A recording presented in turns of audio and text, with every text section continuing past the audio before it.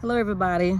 I'm outside and I'm enjoying the weather, but I did have some sad events that happened today. Actually, one sad event that happened today. One of my residents expired, and he was with me for a couple of months. And his daughter would come by every day to see him when she got off from work. So they became like family. And in this line of work, you're going to need to be able to handle that. You're going to get close with families when they expire. How are you going to deal with that? Okay, so it's pretty sad. And I want to give you this information. So when someone expires and they're in your care, depends on the situation, to who you call and when you call. This particular person was a hospice patient, hospice resident. So when you have a hospice resident, it depends on if they are a DNR or a full code, determines what to do. So when they are a DNR, do not resuscitate. You don't try to save them, because that's what their orders are. That's what they want, is to not be resuscitated.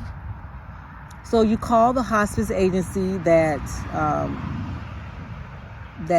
the resident is under their care. You call that hospice resident. You call the residents. You call the agency, the hospice agency. Then you contact the family. Okay, so once you contact the family, you make sure that that client is clean and presentable before the family comes, before anyone comes. So once the hospice agency come to your facility, at that time they will determine to make sure that he or she expired. Okay, they will pronounce that person expired at a certain time, and they'll do the documentation. And then in the meantime, you wait for the family member to get there. Once the family member gets there, then you ask them how do they want to handle the body.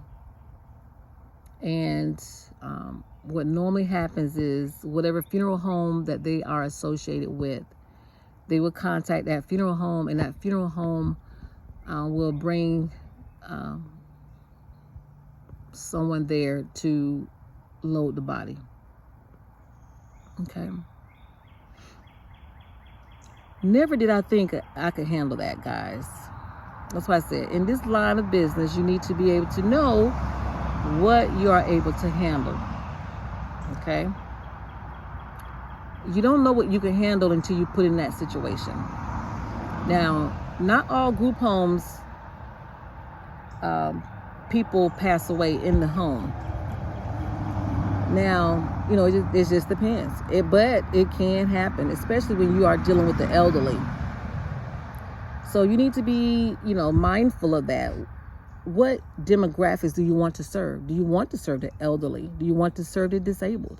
Do you want to handle only individuals that are, between the ages of 18 or 21 and whatever age that you may decide you want to go with? So that's why I always tell you guys, determine your demographics, who you want to target. Because if you're going to target the elderly, and just like anybody, you don't know when any of us is going to pass. We don't know when we're going to pass.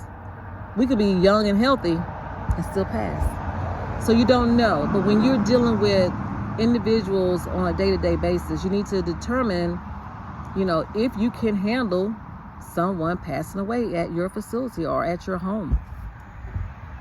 I say facility because mine is bigger.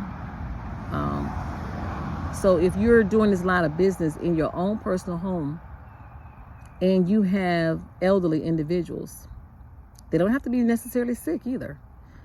They don't have to be on hospice, but it's a possibility that they will pass.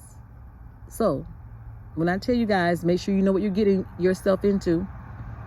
I never want to ever discourage anyone. I just give you information based upon my experience, and I give you information based upon what I'm going through on any given day. So like I said, it's a little sad for me today because I did lose someone, and that person was very special to me. We became friends,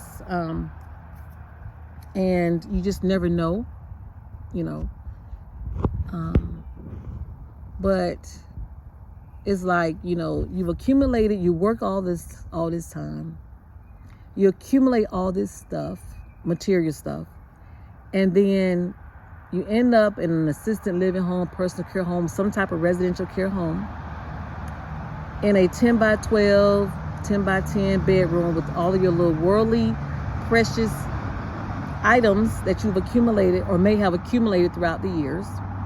But you can only take a certain amount anyway to one of those, into a residential care facility. And then once you're gone, those items are gone.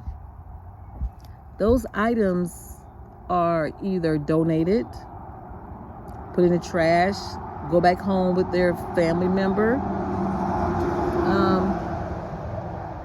and then life goes on like nothing has happened. Sorry guys, I'm outside, so there's flies flying around here. We had some watermelon, and you know how it is when you have watermelon, the flies come out.